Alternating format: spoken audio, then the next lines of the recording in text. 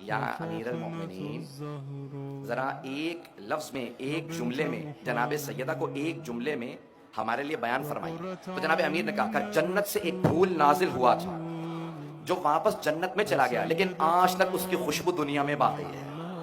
بھائی جملہ جناب امیر علیہ السلام فرما رہے ہیں جنت سے ایک پھول نازل ہوا تھا، وہ دوبارہ جنت میں واپس چلا گیا، لیکن اس پھول کی خوشبو آج تک اس ساری دنیا میں باقی ہے۔ جس سیدہ کی صرف دنیا میں 18 برس زندگی نے اتنی خوشبو پیدا کر دی ہو کہ آج اگر ایمان ہے تو سیدہ کے صدقے میں، نور ہے تو سیدہ کے صدقے میں، یہ مجلسیں ہیں تو سیدہ کے صدقے میں۔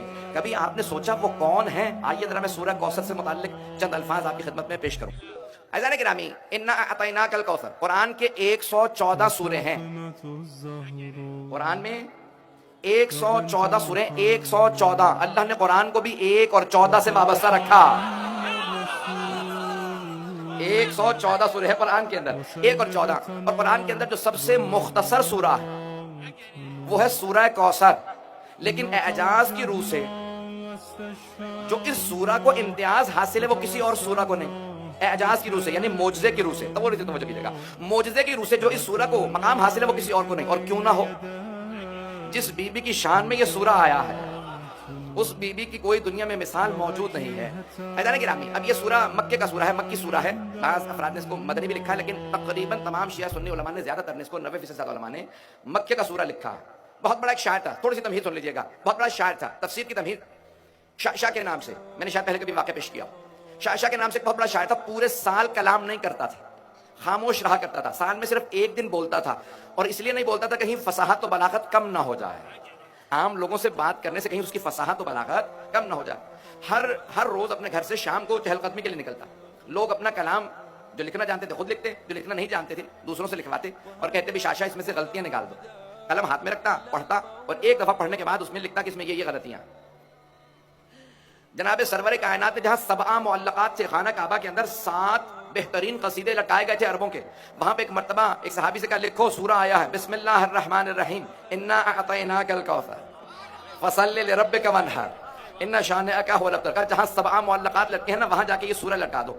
اب سارے کے سارے عرب پڑھنے لگے۔ اگر انہیں جواب آتا ہوتا، قرآن نے کہا تھا قرآن کے سوروں جیسا ایک سورہ لے آؤ، اگر ایک بھی سورہ لا سکتے ہوتے تو لے آتے، شکست کے لیے کافی تھا۔ جب جواب نہیں بن پایا، جب ان سے جواب نہیں بن پایا تو انہوں نے پتھر اٹھائے، انہوں نے پیغمبر اسلام کو اذیت دینا شروع کی۔ اب سمجھ میں آیا دہشت گردی کون کرتا ہے؟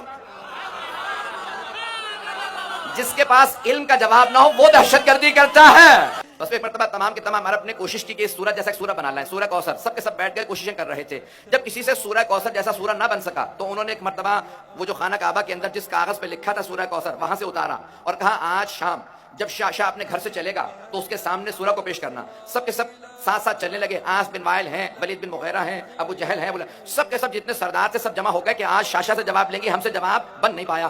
وہ شاہ جو پورے سال کلام نہیں کرتا تھا، سب کے قصائد پڑھتا جاتا اور اپنے قلم سے تصحیح کرتا جاتا، یہ غلطیاں ہیں۔ ایک مرتبہ کسی نے سورہ کوثر اس کے سامنے رکھا کہ ذرا اس مجموعے کے اندر غلطیاں نکال دے۔ شاہ نے ایک مرتبہ قلم ہاتھ میں اٹھایا، سورہ کوثر کو پڑھا، لکھنا چاہا، سوچا، اس سے کوئی غلطی نظر نہیں آئی۔ اس نے دوبارہ سورہ کوثر کو پڑھا، پھر قلم اٹھایا، پھر کوئی غلطی نظر نہیں آئی۔ تیسری دفعہ سورہ کوثر کی تلاوت کرنے کے بعد وہ جو پورے سال نہیں بولتا تھا بول اٹھا، ما ھذا من کلام البشر۔ ایک مرتبہ شاہ نے کہا ما ھذا من کلام البشر، یہ بشر کا کلام نہیں، یہ ما فوق البشر کا کلام ہے۔ اب سارے عربوں کو یقین ہو گیا کہ ہم قرآن کا جواب نہیں لا سکتے، مقابلے شروع کر دیے۔ جانتے ہیں یہ سب سے مختصر سورہ ہے، اس کے الفاظ جو اس سورہ میں آئے ہیں پورے قرآن میں اور کہیں نہیں آئے، کیونکہ جس بی بی کی شان میں یہ الفاظ آئے ہیں اس بی بی کی پوری کائنات میں دوسری مثال نہیں ہے، اس لیے اللہ نے جو ان کے لیے الفاظ استعمال کیے پورے قرآن میں استعمال نہیں کیے۔